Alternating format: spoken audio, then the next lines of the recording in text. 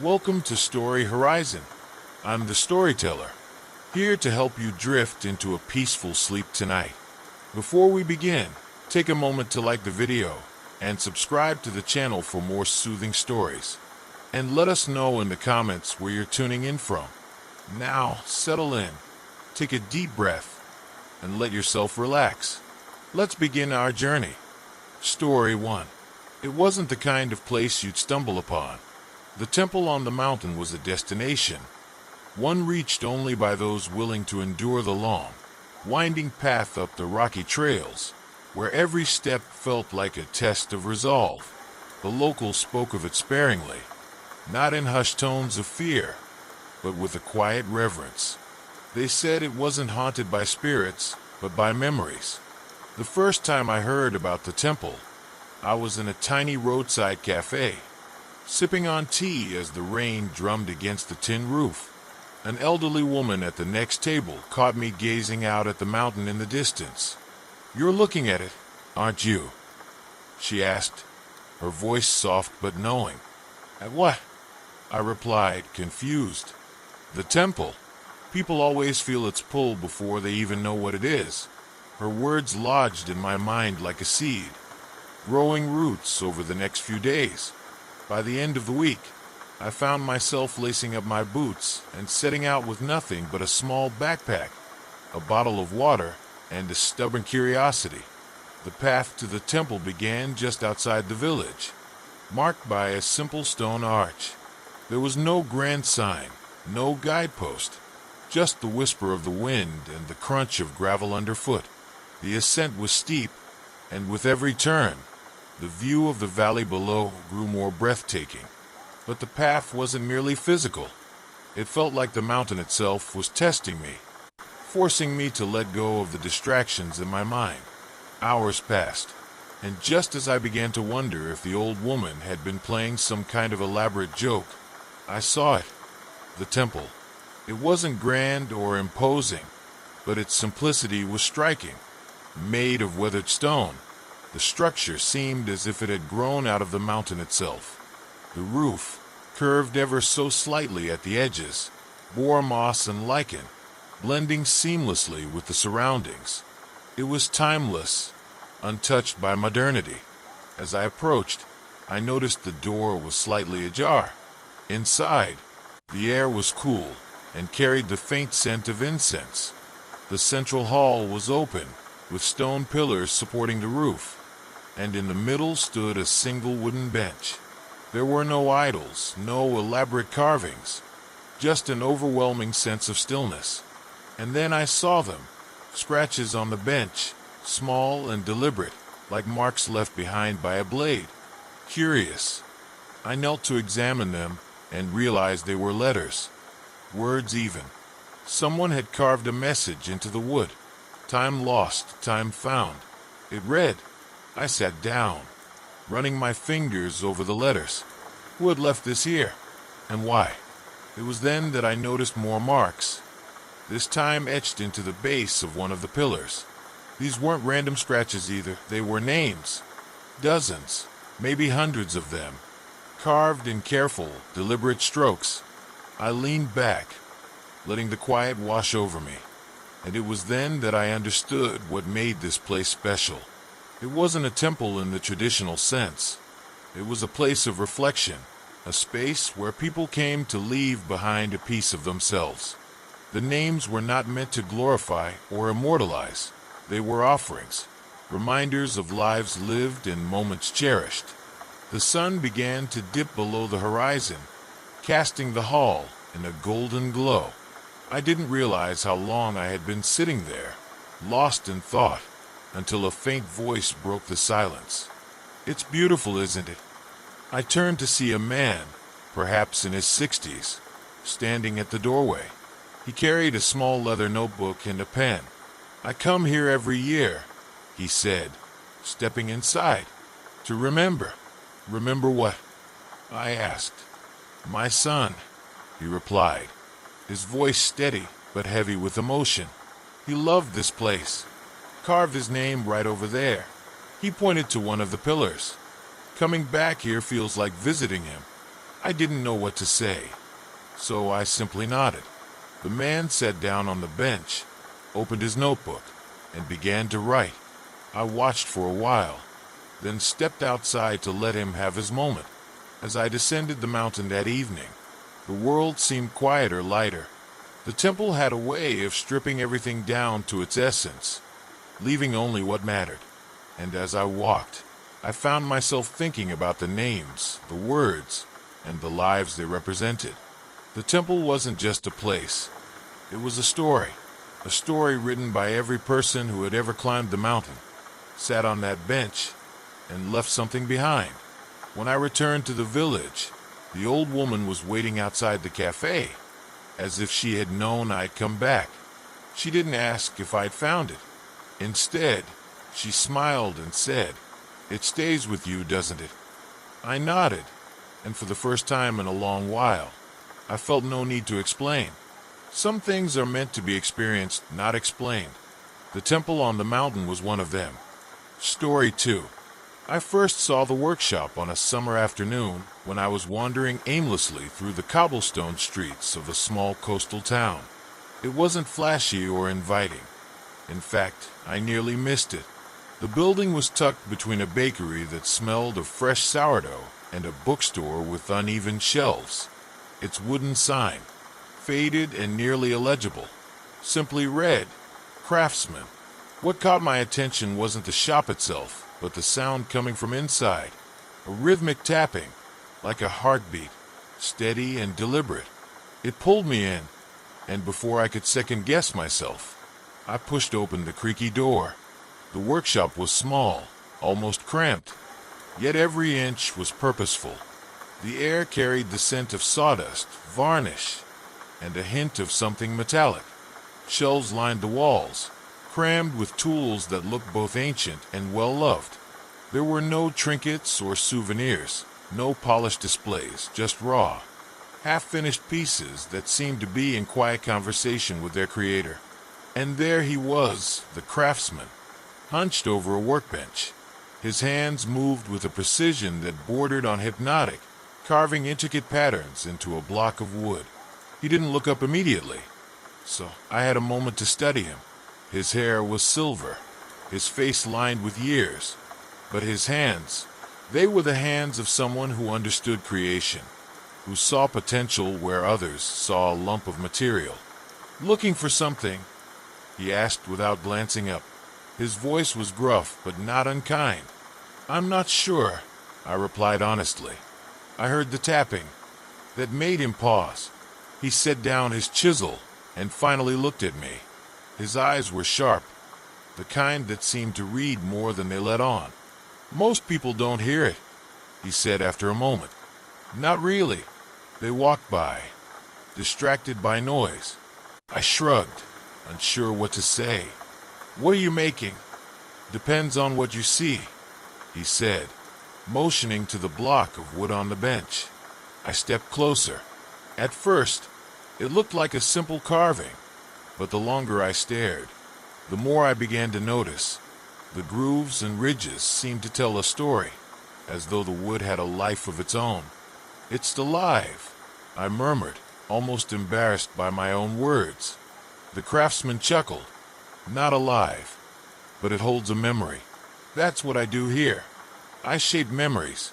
I must have looked skeptical, because he gestured for me to sit on a stool near the bench. "Let me show you," he said, pulling a small wooden bird from a shelf. Its wings were spread, as if caught mid-flight, and the detail was astonishing. Every feather carved with such care it seemed like it might take off at any moment.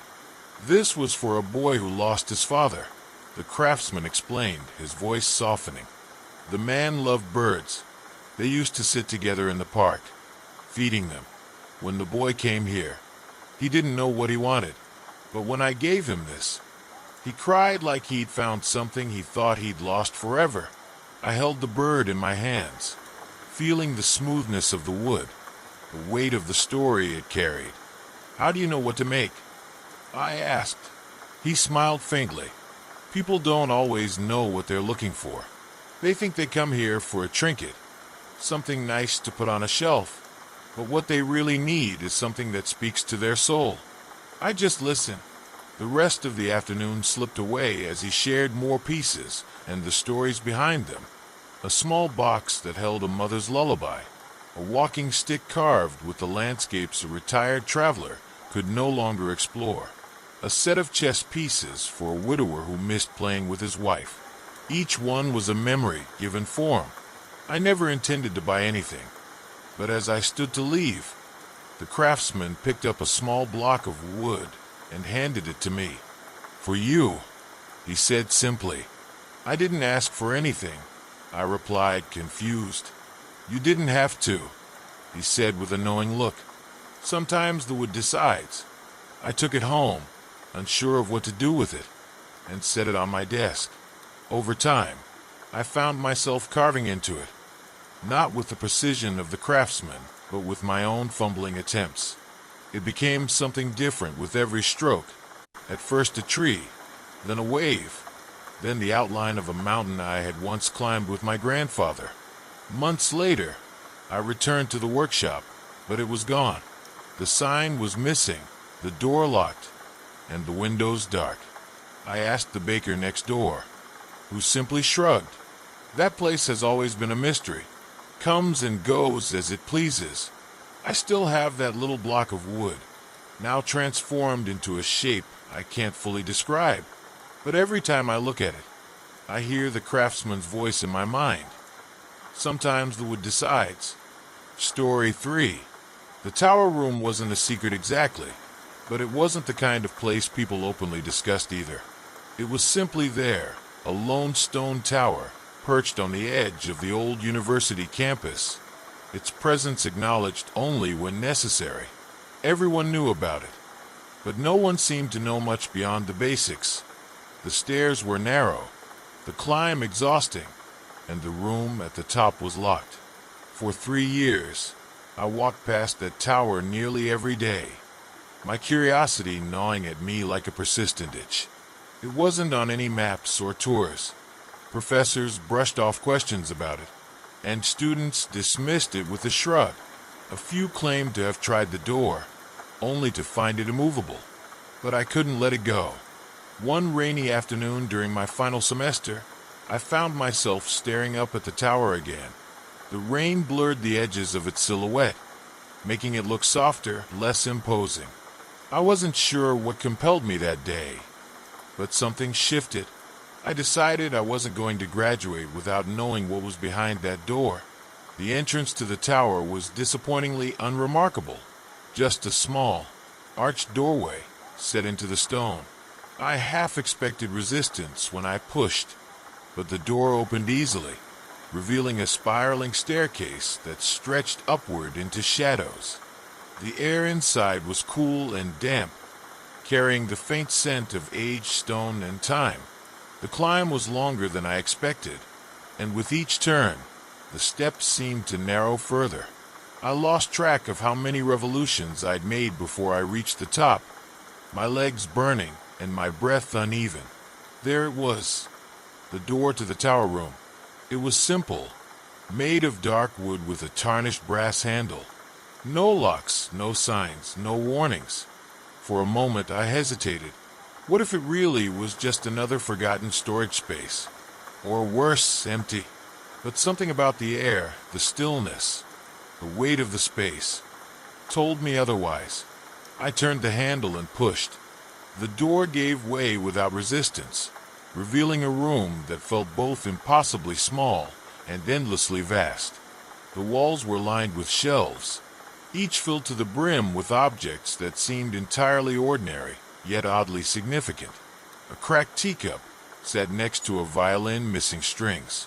A pair of worn-out ballet slippers leaned against a leather-bound notebook with a broken clasp. The room wasn't dusty or neglected. Everything was meticulously placed, as if waiting to be noticed. I stepped inside, and that's when I saw it. A small wooden table in the center of the room. On it lay a single sheet of paper, blank except for a short handwritten note. "Leave what you don't need anymore." I sat down in the chair beside the table, my heart pounding. The room was silent, save for the faint whisper of the rain against the tower's stone walls. I looked around again, and suddenly the items on the shelves felt different, not random, but intentional. Each one seemed to hold a story, a fragment of someone's life. The teacup wasn't just cracked, it was cherished, its owner reluctant to part with it until they climbed these stairs. The violin wasn't abandoned. It was left by someone who no longer needed its music to find peace. And now it was my turn. I reached into my bag, my mind racing. What could I leave? What was weighing me down? My fingers brushed against a leather bracelet tucked into the corner of the bag. A gift from someone who had once meant everything to me, but whose absence I hadn't yet learned to let go of. I slipped it off my wrist, the leather worn from years of wear, and placed it on the table. As I stood, the room seemed lighter, almost brighter. It wasn't a physical change, but a shift I felt deep in my chest. Without a word, I turned and walked out, descending the spiral staircase with a new kind of clarity. I never told anyone what I found in the tower room. Some places, I realized, aren't meant to be explained. They're meant to be experienced. And as I left the campus for the last time that spring, I glanced back at the tower one final time. I like to think the bracelet is still there, waiting for someone else to come along, climb those stairs, and decide what they don't need anymore. Maybe it will be the beginning of their story, just as the tower room was the end of mine. Story 4.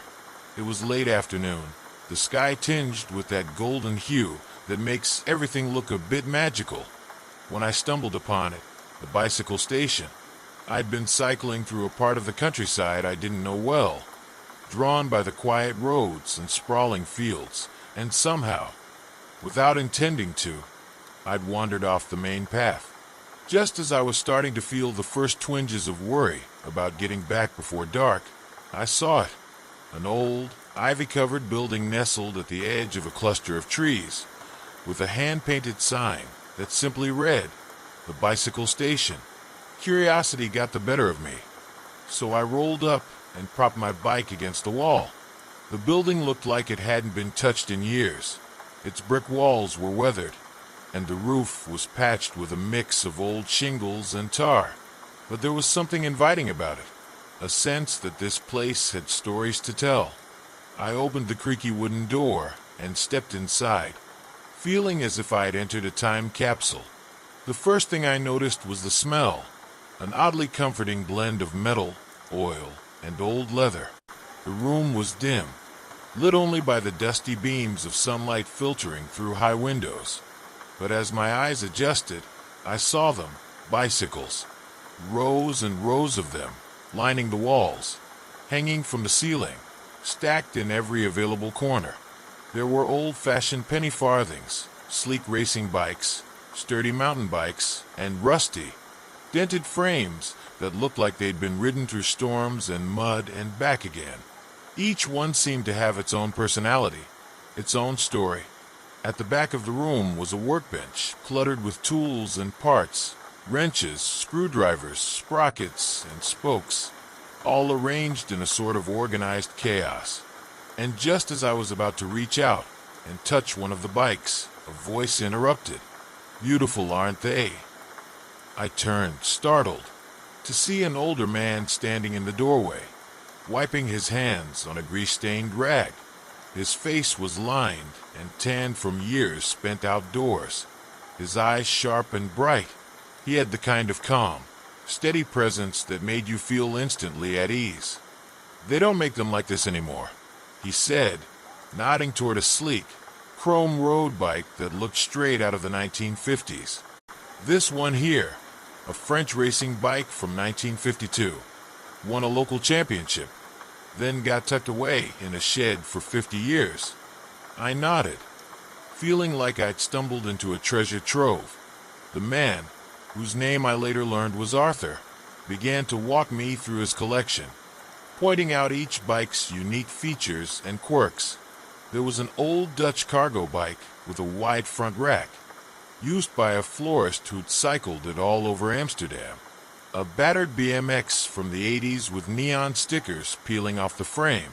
A child's bike painted in faded red, its training wheels slightly crooked.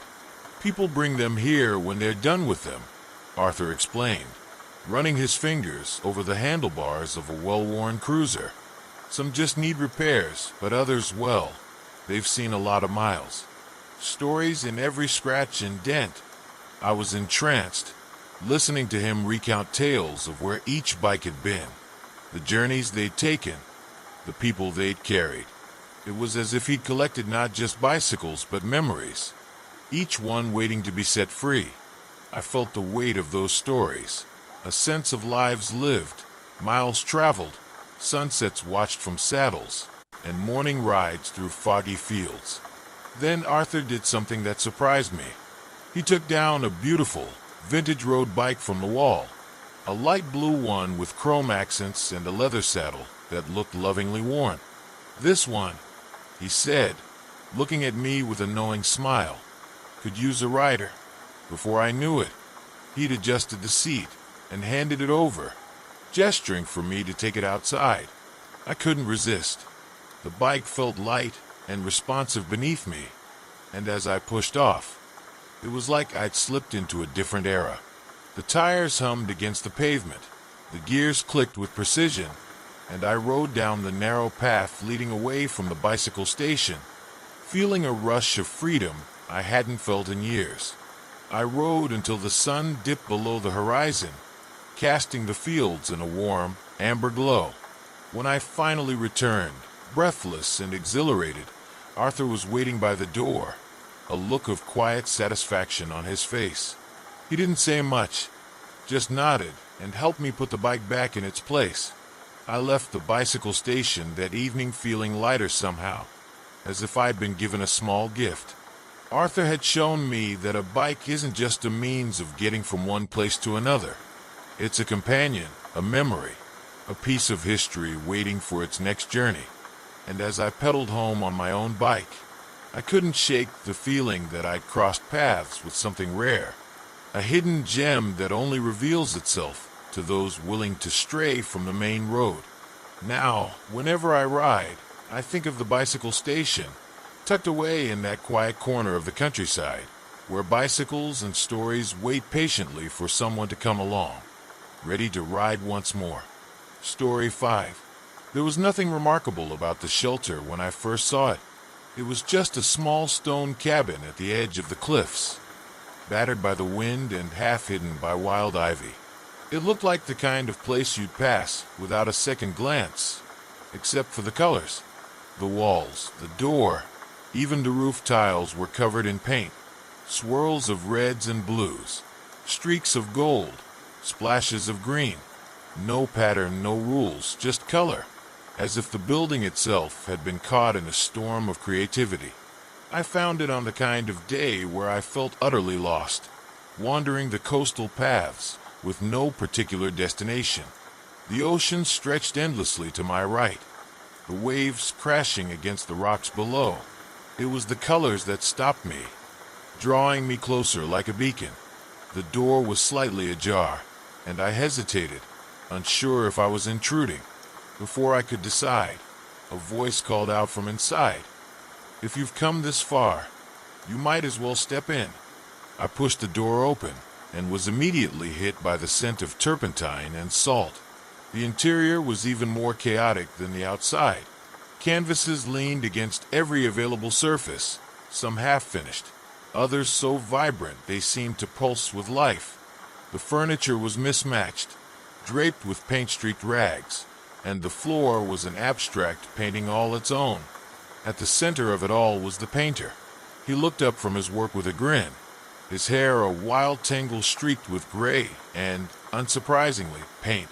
His clothes were equally splattered, as if he wore his art as much as he created it. "Welcome to the mess," he said, gesturing broadly. "What is this place?" I asked, still trying to take it all in. "Home," he replied, as if the answer was obvious. Then, with a twinkle in his eye, he added, "Or a shelter, depending on who's asking." I didn't know what to say, So I stayed quiet as he returned to his canvas. The scene he was painting wasn't clear yet, just bold strokes of color, shapes beginning to emerge. "You paint a lot of everything," I said after a while, gesturing to the canvases around us. He laughed. "I paint what I feel, what I see, what I dream. The shelter's the only place I can keep up with it all." I must have looked confused because he put his brush down and motioned for me to sit. "You know, most people think shelters are for escape," he said, "for hiding from storms, from danger, from life. But this," he spread his arms wide, "this is where I face it all. Every emotion, every memory, every story I can't put into words. It all comes out here." I spent hours there that first day, asking questions, listening to his stories, and watching him work. He told me how the shelter had once been a simple lookout for fishermen, abandoned when the industry faded. He had stumbled upon it years ago, broken and forgotten, and decided to make it his own. "I rebuilt it," he said, "but not to shut the world out. I rebuilt it to let it in. That wasn't the last time I visited the painter's shelter. I went back every chance I got, drawn by the unspoken promise of its colors. Over time, I started to notice more, how the light from the setting sun transformed the walls into a living mural, how the ocean breeze carried a rhythm that seemed to echo in his brushstrokes. One day, as we sat watching the waves, I asked him why he never sold his work. He smiled, a little wistfully. "I don't paint to sell," he said. "I paint to understand. Once it's on the canvas, it's no longer just mine. It's part of this place, part of the story." When I left the coastal town for good, he gave me a small canvas. It wasn't anything like the vibrant explosions of color I'd come to expect. It was soft and subtle, a simple horizon where the sea met the sky. "Something to remind you," he said, handing it to me. "To remind me of what? That even the wildest storms lead to calm seas eventually." I still have that painting. It hangs by my desk, a quiet reminder of the painter's shelter and the colors that seem to hold the entire world. And on days when life feels overwhelming, I close my eyes and picture the waves crashing against the cliffs, the scent of paint and salt in the air, and the sound of a brush moving steadily across a canvas.